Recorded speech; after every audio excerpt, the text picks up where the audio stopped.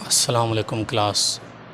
This is Altaf Ahmed Kolachi and I welcome to all of you in Altaf's online academy.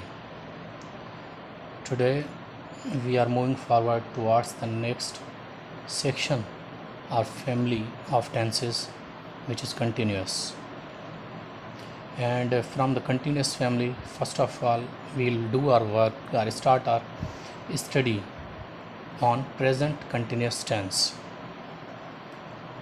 अच्छा, इससे पहले हम to be verb कर चुके हैं, टू हैव वर्ब भी कर चुके हैं।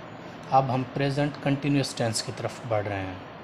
अच्छा, मैं तरतीब इसलिए जो आपको लिख के दिए थे टेंसेस उनकी और ये जो मैं पढ़ा रहा हूँ इनकी तरतीब इस वजह से चेंज है।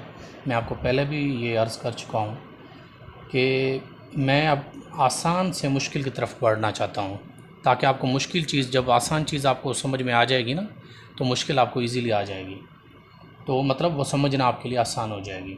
इसलिए फिर मैं टेंसेस की तरतीब आगे पीछे कर रहा हूँ, ताकि पहले आसान और फिर मुश्किल पे हम काम करें। अब टू बी और टू हैव के बाद जो हम टेंसेस स्टार्ट कर रहे हैं वो हैं कंटिन्यूस टेंसेस, और पहला है प्रेजेंट कंटिन्यूस टेंस। ठीक है, इसको प्रेजेंट कंटिन्यूस टेंस भी कहते हैं, इसको प्रेजेंट प्रोग्रेसिव टेंस भी कहते हैं। ठीक है ना, इसको सिंधी और उर्दू में कहते हैं ज़मान, हाल, इस्तमरारी या जारी। ठीक है, काम जारी हो रहा है होता है इसमें प्रोग्रेसिव। अच्छा, अब जैसे टू बी एग्जिस्टेंस दिखा रहा था, लोकेशन दिखा रहा था, स्टेटस या पोजीशन दिखा रहा था, टू हैव पोजीशन दिखा रहा था। अब उनकी तरह अब वो टू बी वर्ब थे, टू हैव वर्ब थे। अब यहाँ पर टेंस है, कंटिन्यूस टेंस। अब टेंस का स्पेशल मकसद यही होता है कि उसमें ख़ास तौर पर एक्शन वर्ब होता है, उसमें ख़ास तौर पर एक्शन वर्ब होता है। जैसे हमने टू बी में पढ़ा था, उसमें एक्शन वर्ब नहीं था। टू हैव में हमने पढ़ा, उसमें भी एक्शन वर्ब नहीं था, इसमें है।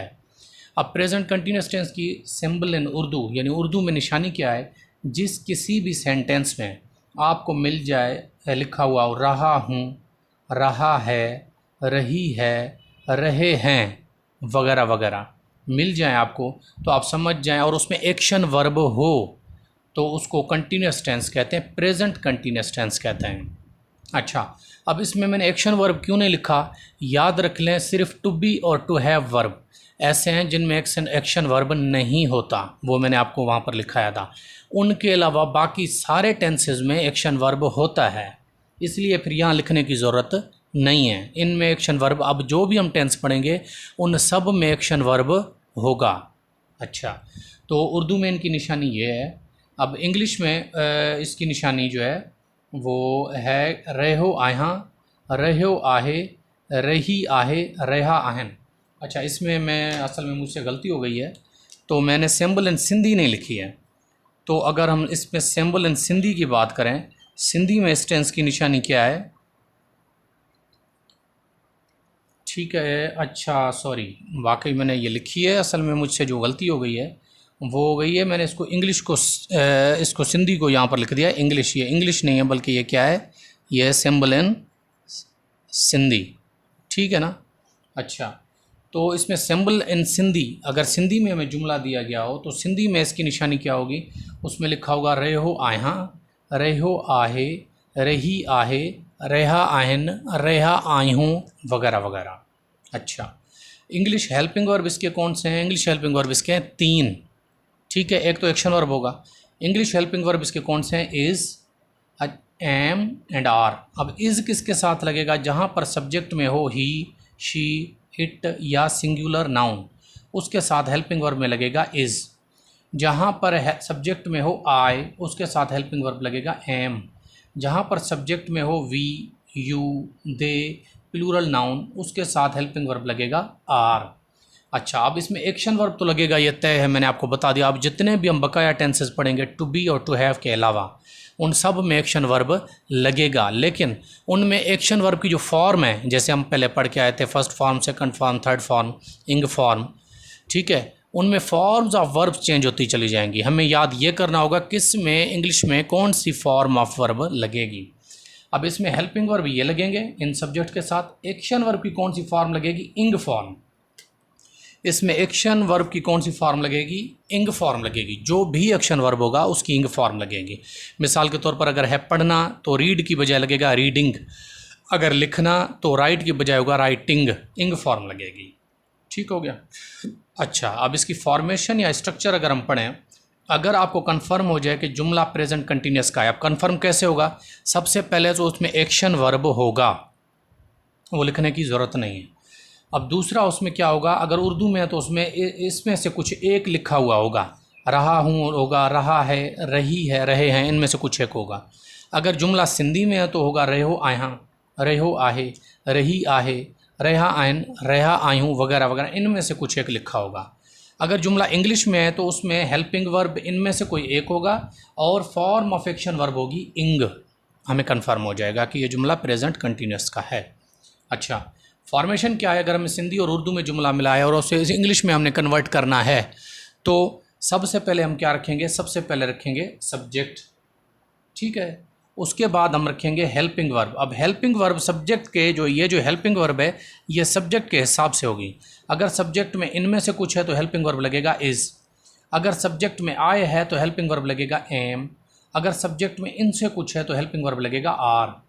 अच्छा, उसके बाद प्लस इंग फॉर्म ऑफ एक्शन वर्ब। अब यहाँ पर एक्शन वर्ब तो लगेगा लेकिन फॉर्म ऑफ एक्शन वर्ब कौन सी? इंग फॉर्म।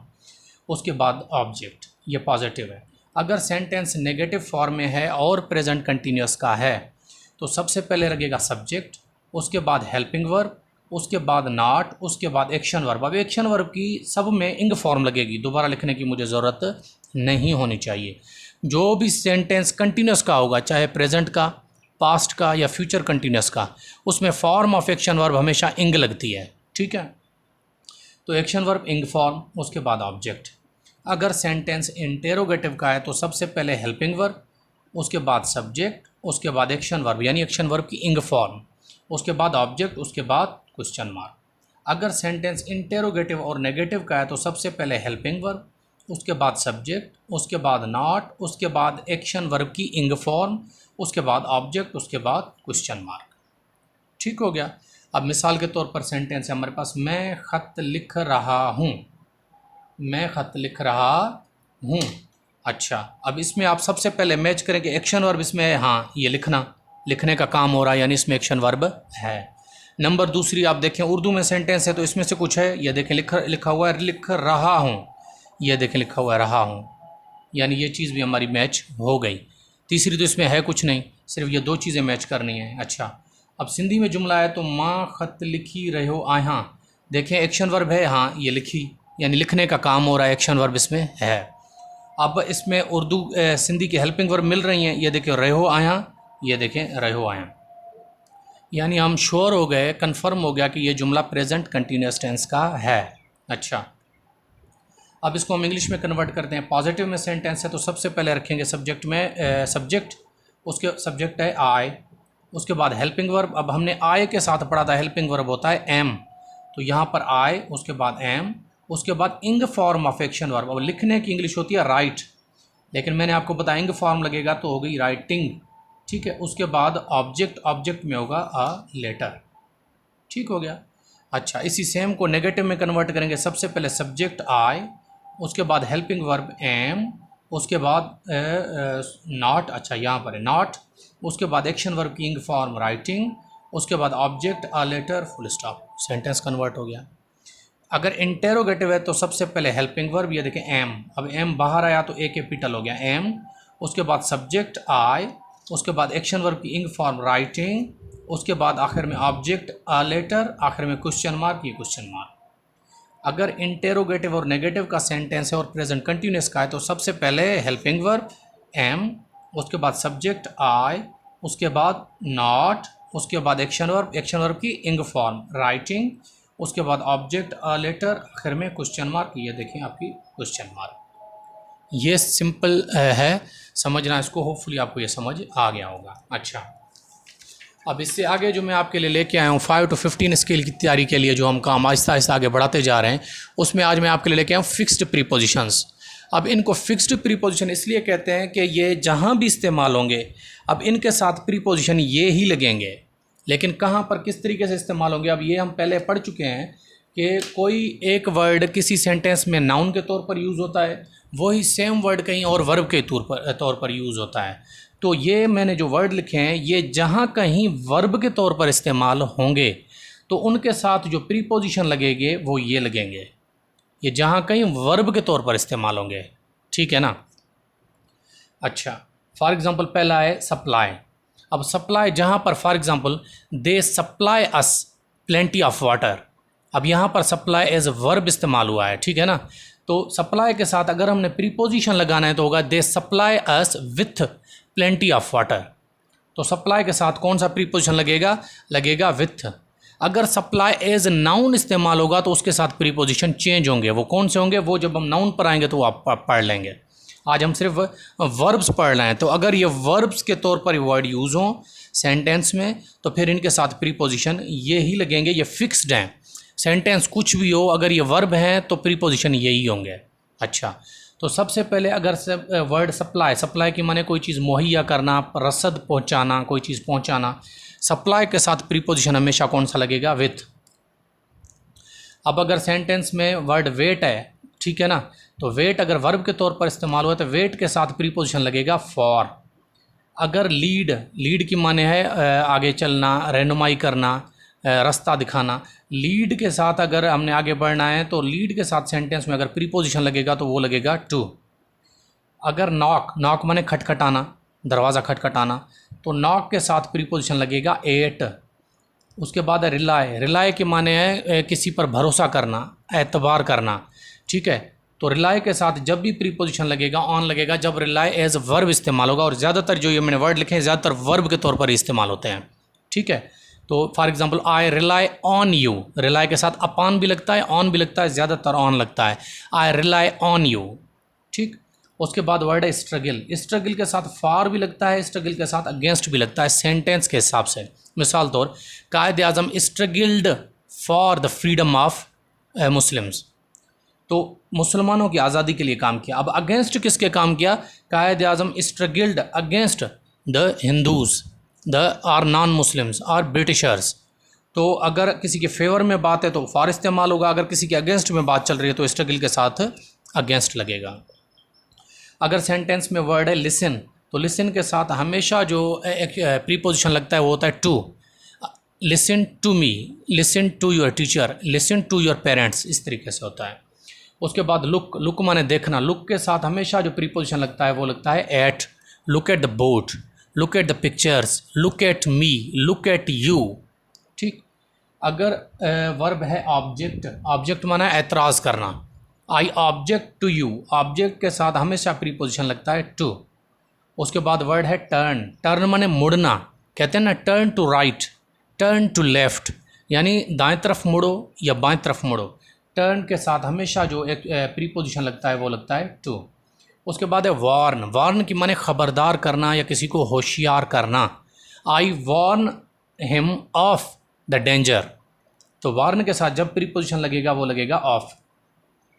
उसके बाद वर्ड है मिक्स, मिक्स माने मिलाना, तो मिक्स के साथ जब प्रीपोजिशन लगेगा वो लगेगा विथ।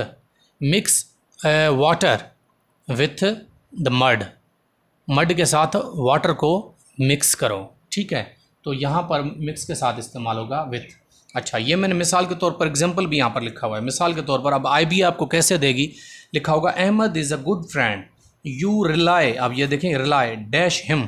आई बी आपको ऐसे चार ऑप्शन देगी, एट, इन, ऑन, टू। अब आपने ये रट्टा मार के जाना है क्योंकि इसमें कॉन्सेप्ट की बात ही कोई नहीं है। सप्लाई के साथ हमें ये सिर्फ आपको याद हो कि सप्लाई अगर वर्ब के तौर पर इस्तेमाल हुआ है तो उसके साथ इस्तेमाल होगा विथ। ये आपने रट्टा मारना है, ठीक है ना, ये आपको बिल्कुल याद हो और ये ही आई बी देता है इस तरीके से। अब आई बी आपको ऐसे देगा, आपने रिलाई के साथ यहाँ पर हमने क्या पढ़ा, रिलाई के साथ लगता है ऑन। अच्छा, ये मैं आपको बता दूं, जैसे मैंने कहा रिलाई के साथ ऑन भी लग सकता है, अपॉन भी लग सकता है। तो ऐसा पॉसिबल नहीं है कि आई बी आपको ऑन भी दे अपॉन भी दे, आई बी आपको दोनों कभी नहीं देगा।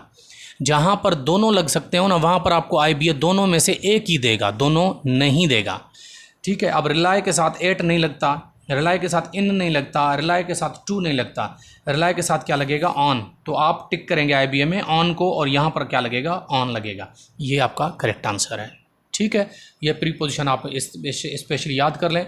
और अच्छी बात आप लोगों के लिए, आप सब लोगों को पता चल गया होगा कि 5 to 15 के ख़िलाफ़ दोबारा से MQM ने जो है हाई कोर्ट में पिटीशन दाखिल की है कि इस पर स्टे लगा दिया जाए। अब अच्छी बात, मैं स्टे को नहीं कह रहा हूँ, मैं अच्छी बात इसको कह रहा हूँ कि होपफुली आप लोगों को कुछ टाइम अब मिल जाएगा, क्योंकि अगर ये मामला कोर्ट में जाता है ना, ये तो तय है कि अब एग्ज़ाम IBA ही लेगा, ये कैंसिल नहीं होंगे। अब ये है कि अगर थोड़ा पोस्टपोन हो जाते हैं, आपको थोड़ा टाइम मिल जाता है, तो इसमें आपकी तैयारी अच्छी हो जाएगी, आपको वो फ़ायदा इंशाल्लाह हो जाएगा। तो तैयारी अच्छी करें, ये जो मैं पढ़ा रहा हूँ इसको अच्छे से पढ़ें, अच्छे से इसको रटने की कोशिश करें, याद करने की कोशिश करें, इंशाल्लाह आपके लिए आसानियाँ हो जाएंगी। Thank you very much.